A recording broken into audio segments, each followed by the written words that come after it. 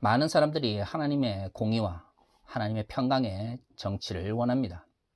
하지만 우리가 살아가는 이 세상 속에서는 하나님의 공의나 평강보다는 불의한 자들의 목소리가 더 높게 들리는 것이죠. 사실 우리가 살아가면서 이 세상이 어둡다, 이 세상이 죄악에 가득 차 있다라고 말하는 것은 그러한 불의가 이 세상 속에서 이기는 것처럼 보이기 때문일 것입니다. 그래서 우리는 말씀을 통해서 하나님의 정의와 하나님의 공의를 언제나 선포하는지도 모르죠. 하지만 한 가지 생각해야 될 것은 하나님의 공의와 하나님의 정의가 반드시 모든 사람들에게 동일하게 적용되는 것은 아니라는 것입니다. 이 불의한 세상이 그렇게 하나님의 공의와 정의를 실천하는 사람들을 억압하고 착취한다면 당연히 두 종류의 사람으로 나눠질 수밖에 없을 것입니다. 하나님의 뜻대로 살아가기 때문에 고통을 받는 사람들과 하나님 뜻과 아무 관계없이 살아가기 때문에 이익을 누리는 사람들이겠죠. 두 종류의 사람들에게는 하나님의 정의, 하나님의 공의는 전혀 다른 의미를 가집니다. 하나님의 뜻대로 살아가려고 하는 사람들에게 하나님의 정의, 하나님의 공의는 곧 그들을 향한 구원의 메시지가 될 수 있을 것입니다. 하지만 하나님의 뜻을 저버리고 세상의 불의와 타협하여 그 가운데 이익을 누리는 사람들에게 하나님의 정의와 공의의 메시지는 곧 하나님의 심판이라 연결될 것입니다. 이사야서가 66장이나 기록되어 있고 남유다와 주변 국가들에 대한 하나님의 미래에 대한 구원과 심판을 이야기하고 있습니다.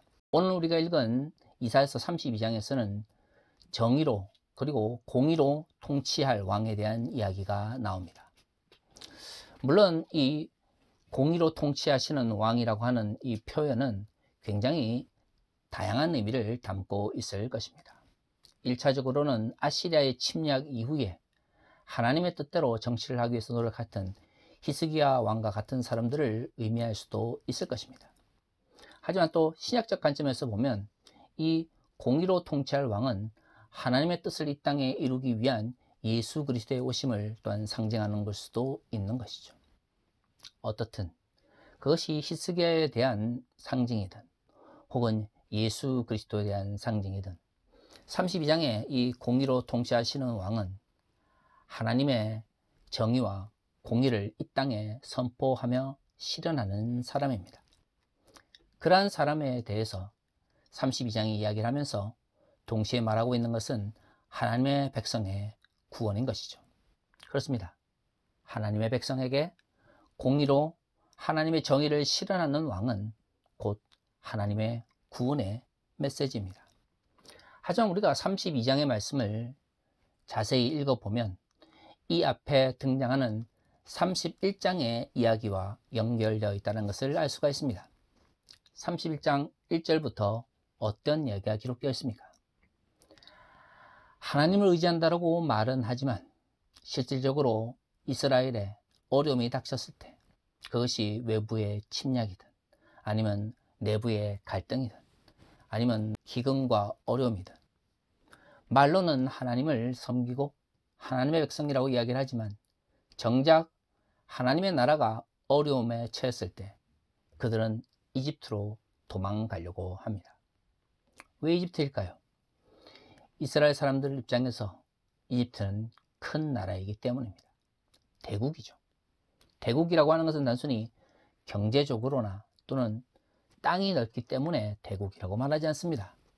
예나 지금이나 대국이 되기 위해서는 경제적 풍요와 함께 막강한 군사력을 가져야 하는 것이죠. 이스라엘 사람들이 볼 때 이집트는 아시리아와 전쟁할 수 있는 큰 나라입니다. 그렇기 때문에 그들은 하나님의 백성이라고 이야기를 하고 이스라엘을 하나님의 나라라고 말을 하지만 실질적으로 어려움이 닥쳤을 때 하나님께 무릎 꿇어 하나님의 도우심을 간구하기보다 그리고 스스로 그 나라를 지키기 위하여 군사력을 키우고 스스로 하나님의 뜻을 따라 하나님의 나라를 만들어 가기보다는 쉽게 이집트로 도망을 가는 것이죠. 여기서 우리는 생각을 해봐야 됩니다. 이집트로 도망가기를 원하는 이스라엘 백성들을 향해서 하나님께서 심판의 말씀을 선포하고 있다는 것을 말이죠. 왜일까요? 인간이 좀 더 풍요로워지고 인간이 좀 더 나아진 환경 속에서 살아가려고 하는 그런 마음은 인간의 본성입니다. 하지만 이스라엘 사람들이 하나님의 백성이 아니라면 문제가 되지 않을 것입니다. 문제는 이스라엘이 남유다가 하나님의 백성이기 때문이죠. 하나님께서 왜 이스라엘에게 율법을 주셨나요? 왜 다른 민족에게는 구약 성경에 기록되어 있는 율법과 동일한 율법을 주지 않으셨을까요? 이스라엘이 곧 하나님의 백성이기 때문입니다. 하나님의 백성으로서 살아가고자 하는 특별한 삶의 모습이 있기 때문에 하나님께서 그들에게 율법을 주신 것이죠. 이를 통해서 하나님의 백성이 이 세상 속에서 어떻게 살아가야 되는지 모델로서 세우고 싶으셨을 것입니다. 하지만 이스라엘 백성들은 스스로 하나님의 백성이라고 이야기를 하고 또 다른 민족들보다 자신들이 더 우월하다는 측면에서 하나님의 백성이란 말을 되새기지만 율법을 주시고 또한 그 율법대로 살아가기를 바라셨던 하나님의 뜻은 외면했던 것이죠. 다시 말해 신뢰하지 않았다는 것입니다. 하나님을 신뢰하지 않고 실제로는 하나님께서 자신들을 하나님의 백성으로 삼았는지 않았는지에 대해서 별로 관심도 없으면서 입술로는 하나님의 백성이다 라고 습관적으로 대내었던 것이죠. 하지만 마음속에서는 하나님에 대한 신뢰가 없기 때문에 어려움이 닥치면 하나님께 간구하기보다 이집트로 도망가려고 합니다. 31장의 말씀에서 이사야는 이집트를 하나님보다 더 의지하는 남유다 백성들을 향한 하나님의 심판을 이야기하고 32장에 공의로 통치하시는 왕에 대한 이야기를 합니다. 우리는 언제나 32장의 이 말씀을 듣기를 원합니다. 마치 우리는 언제나 하나님의 백성인 것처럼 언제나 우리는 그리스도의 제자인 것처럼 생각을 하기 때문에 우리는 이러한 하나님의 공의와 정의를 선포하는 말씀 속에서 하나님의 구원의 목소리를 듣습니다. 하지만 우리가 살아가면 잘 알고 있습니다. 많은 그리스도인들이 입술로서는 하나님의 백성이다, 그리스도의 제자다라고 이야기를 하지만 실질적으로는 하나님보다 신뢰하는 그 다른 것들이 있다는 것을 말이죠. 때로는 그것이 돈이 되기도 하고 때로는 그것이 권력이 되기도 합니다. 하나님의 공의와 정의는 하나님의 뜻대로 살아가면서 불의한 세상 속에서 고난을 받는 사람들에게는 하나님의 구원의 메시지로 들릴지 모르지만 그 반대쪽에 있는 사람들에게는 그들이 아무리 하나님의 백성이다 이야기하다 할지라도 그것은 하나님의 심판의 말씀이 될 수밖에 없는 것이죠. 그럼 우리는 생각해 봐야 됩니다. 왜 사람들은 하나님보다 다른 것을 더 신뢰하는가? 아마 그것은 권위의 문제일 것입니다. 권위란 것이 무엇입니까? 타인에 대한 신뢰를 기반으로 그의 말과 그의 가르침을 지키는 것을 의미합니다. 타인에 대한 혹은 내가 권위를 주는 대상에 대한 신뢰가 없이는 권위라고 하는 것 자체가 생겨나지가 않는 것이죠. 에리 프롬은 자유로부터의 도피에서 권위에 대해서 이렇게 이야기했습니다. 어떤 사람이 다른 사람보다 우월한 자로 보는 인간관계에서 비롯되는 것이 바로 권위이다. 왜 특정한 사람이 또는 특정한 대상이 권위를 가지게 될까요? 나보다 그 사람이 혹은 그 대상이 더 우월하다라고 하는 믿음 혹은 신뢰가 있기 때문입니다. 권위는 신뢰나 믿음의 문제와 밀접하게 연결되어 있습니다. 한스 게오르그 가다머는 진리와 방법에서 다음과 같이 권위에 대해서 이야기를 했습니다. 어떤 사람이 권위를 얻는 궁극적인 이유는 이성의 포기와 복종의 행위에 있는 것이 아니라 인정의 행위와 다른 사람의 판단과 통찰이 나보다 월등하게 앞서간다는, 즉 자신의 판단보다 상위에 있다는 인식에 있다.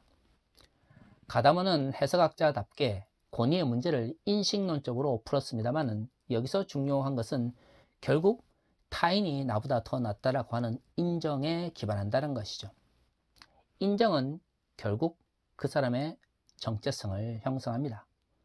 악셀 혼네트가 인정투쟁이라는 책에서 이야기를 한 것처럼 인간은 타인으로부터 인정받기 위하여 갈등하게 되고 타인을 무시하거나 혐오하는 행위는 결국 사회적 갈등을 불러일으키는 것이죠. 권위는 결국 신뢰나 믿음의 문제와 연결되어 있습니다. 나보다 더 낫다라고 여기고 믿고 신뢰할 때 권위를 두게 되는 것이죠. 그렇습니다.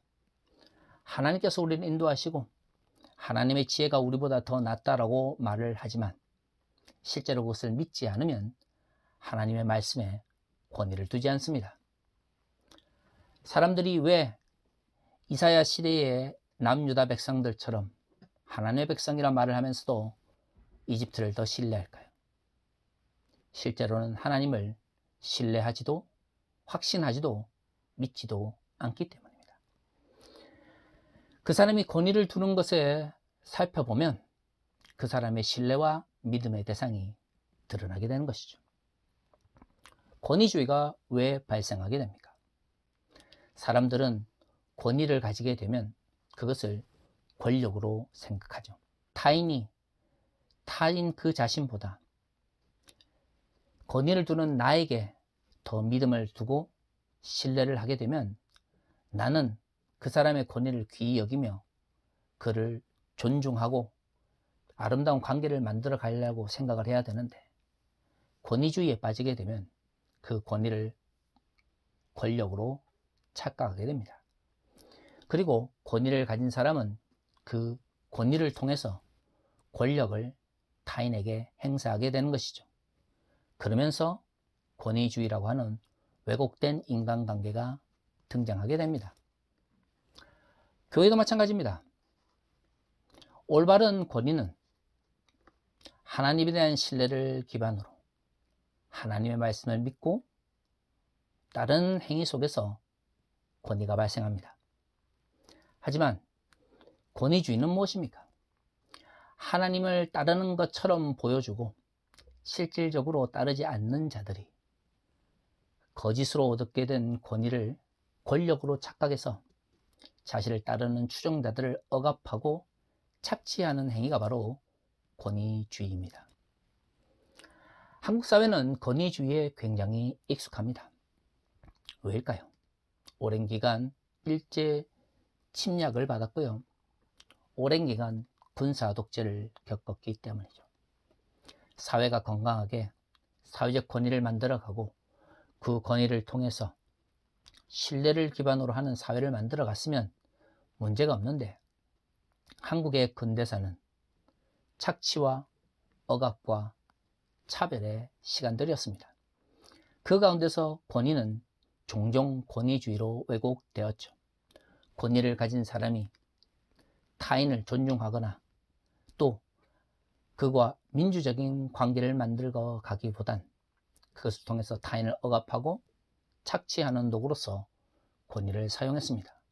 그러다 보니 권위가 곧 권위주의로 인식되어지는 잘못된 사회적 인식들이 한국 사회 전반에 넓게 퍼지게 된 것이죠. 더구나 군사 독재는 권위를 군국주의적인 개념으로 이해하도록 만들었습니다.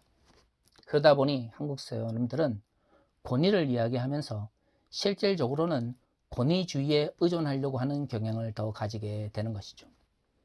한국교회가 이러한 왜곡된 한국 사회의 인식을 받아들여서 종교적 권위를 권위주의로 왜곡시켜서 나타난 현상이 바로 한국교회의 대용화입니다. 왜 한국교회가 재벌 기업들처럼 변질되었을까요? 하나님의 말씀으로 또한 하나님에 대한 신뢰를 기반으로 하나님의 말씀에 더 권위를 두며 그 말씀대로 살아가야 될 사람들이 말로는 하나님을 믿는다, 하나님의 말씀을 따른다 라고 이야기를 하면서 실질적으로는 다른 것을 더 신뢰하고 다른 것에 더 의존했기 때문입니다. 그것은 무엇이었습니까? 자본주의 사회에서 그것은 자본이었고요. 군사 독재 시대에 그것은 군사적인 물리적인 억압이었습니다. 즉 자본과 권력을 더 신뢰하면서 입술로는 하나님의 말씀에 권위를 이야기했기 때문에 한국교회, 특히 보수적이면서 근본주의적인 교회 속에서 권위주의가 활개를 펼칠 수 있었던 것이죠. 물론 성경은 권위를 부정하지는 않습니다. 리차드 포스터의 영적 훈련과 성장이라는 책에서 성서의 권위에 대해서 이렇게 이야기합니다. 성서가 말하는 권위는 지배 서열의 권위가 아니라 기능의 권위이다. 누군가를 조종하고 지배하기 위한 권위가 아니라 사명을 잘 감당하기 위해 필요한 기능적인 역할을 감당하기 위해서 권위가 주어진다. 위계 질서에 의한 지도자에 대한 일방적 복종이 아니라 자기 부인에 기반한 상호 종속을 이야기하고 있는 것입니다. 그렇습니다. 성경은 권위를 부정하지는 않지만 권위주의를 비판합니다. 종교적 권위주의가 무엇입니까? 입술로서는 하나님을 믿는다, 하나님의 말씀을 신뢰한다라고 이야기를 하지만 실질적으로는 자본과 권력을 더 의존할 때 종교적 권위주의가 발생하게 됩니다. 저는 한국 교회에서 말로는 예수 그리스도의 제자라고 이야기하는 사람들이 실질적으로는 대형교회 목사들을 숭배의 대상처럼 바라보는 현상이 바로 한국교회 권위주의의 가장 큰 문제라고 생각을 합니다. 기독교가 아니라 목사교가 되는 것이죠. 입술로서는 하나님을 신뢰한다, 입술로서는 하나님의 말씀에 권위를 둔다 라고 이야기를 하지만 실질적으로는 이 세상의 자본과 권력을 더 신뢰하기 때문이죠. 생각해 봅시다. 왜 유독 한국 교회에서 종교 재벌과 혹은 초대형 교회들이 기하급수적으로 늘어났을까요? 그리고 그러한 교회들이 가지고 있는 보수성과 근본주의적 신학은 왜 굳이 권위주의적인 목사들의 입술에서 나오는 설교와 연결되어 있을까요? 그렇습니다. 사람들이 하나님의 말씀보다, 하나님에 대한 신뢰보다 자본과 권력에 더 의존하기 때문에 그 자본과 권력을 종교적 신비나 아니면 종교적인 힘에 의해서 자신에게 가져다 줄 것 같은 목사에게 절대적 권위를 혹은 신뢰를 보내기 때문이죠. 목사에 대한 신뢰는 하나님의 신뢰와 다릅니다.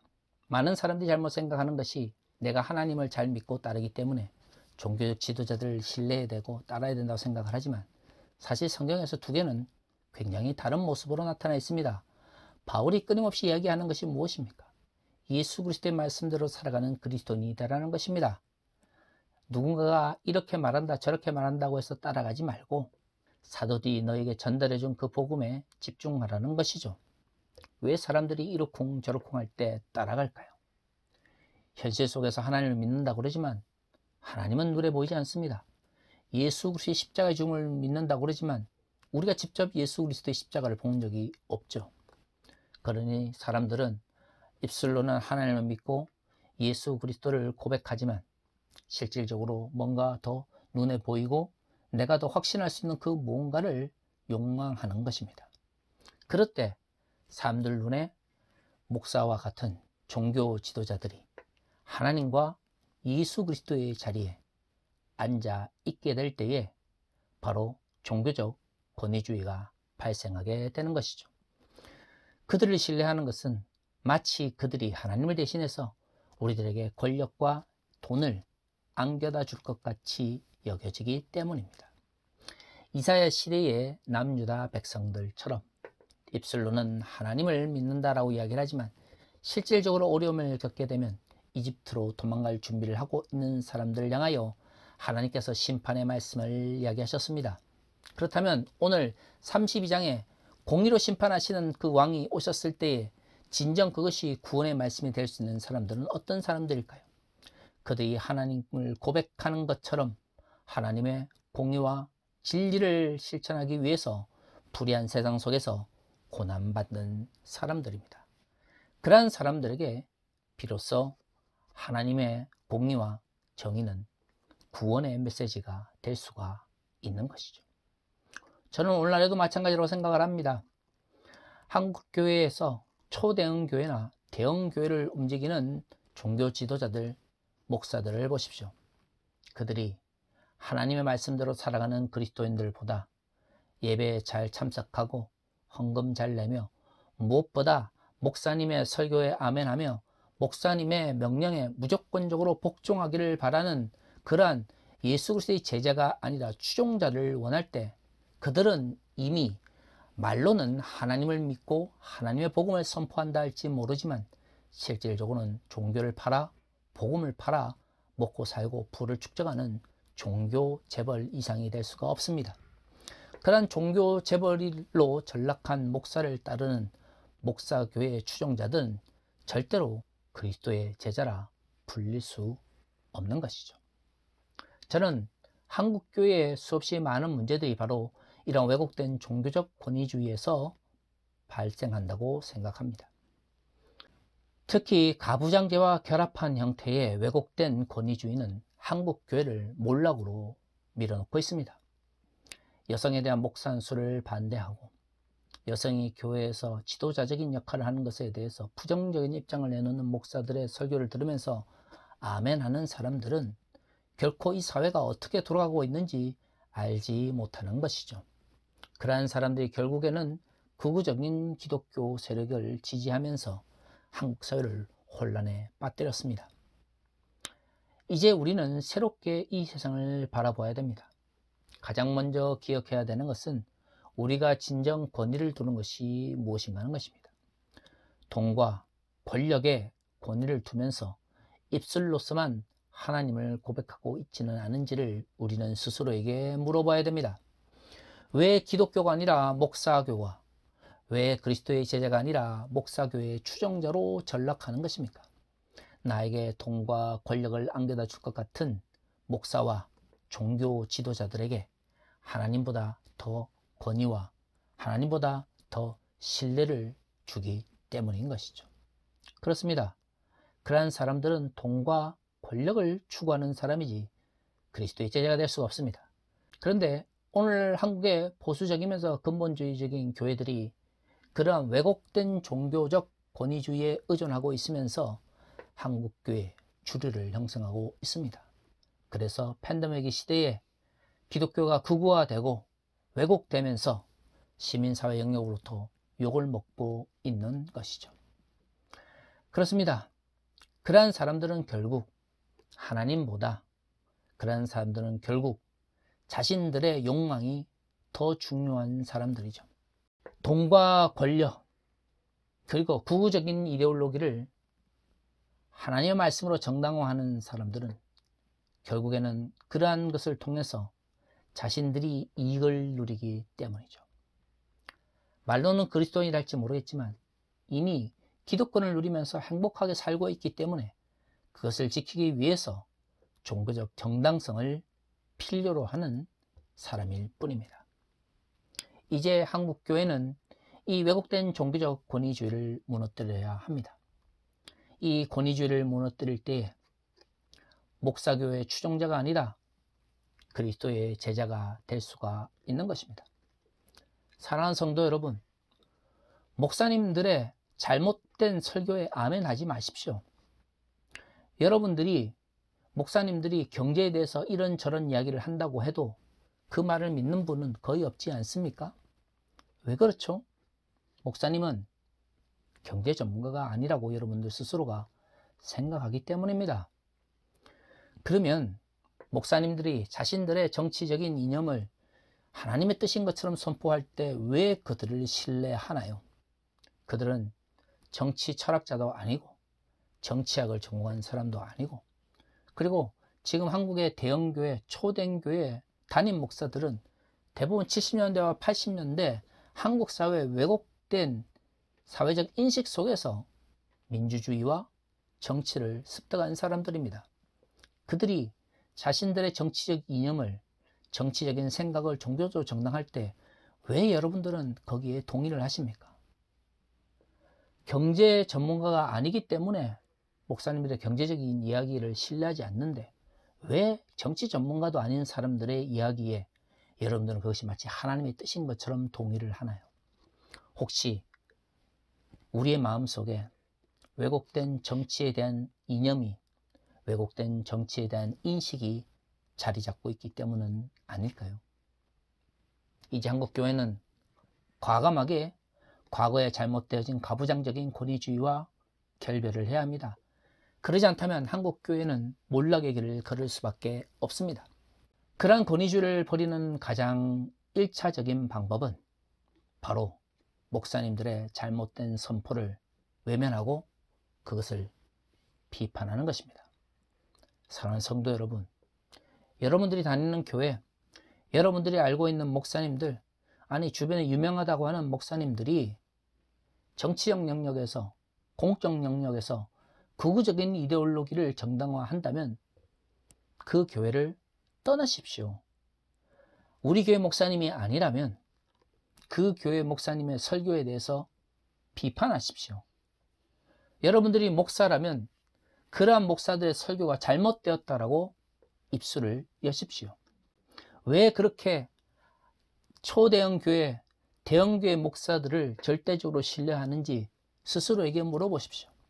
혹시 하나님에 대한 사랑과 신뢰보다 그 목사님이 뭔가 하나님을 들먹이며 우리에게 돈과 권력을 안겨다 줄 것처럼 말하기 때문에, 또 그것을 믿기 때문에 여러분들이 혹시 그 목사님을 또는 그 초대형 교회 혹은 대형 교회를 목숨 걸고 다니고 있지 않은지 스스로에게 물어보십시오.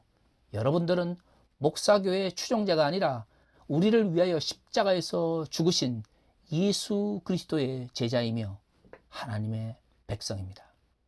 여러분들 스스로가 여러분들의 정체성을 올바로 기억할 때에, 그럴 때에 올바른 신뢰가 형성될 수 있고 올바른 권위를 우리가 둘 수 있는 것입니다. 하나님의 말씀에 진정 권위를 둔다면 내가 하나님을 진정 신뢰하는지, 하나님보다 내가 다른 것들을 더 신뢰하고 따르고 있지 않은지, 왜곡된 우리의 사회적 정치적 인식이 우리의 가치를 잘못된 방향으로 이끌고 있지는 않은지 끊임없이 우리 자신을 돌아볼 수 있는 한 주가 되었으면 좋겠습니다. 다 같이 기도하겠습니다.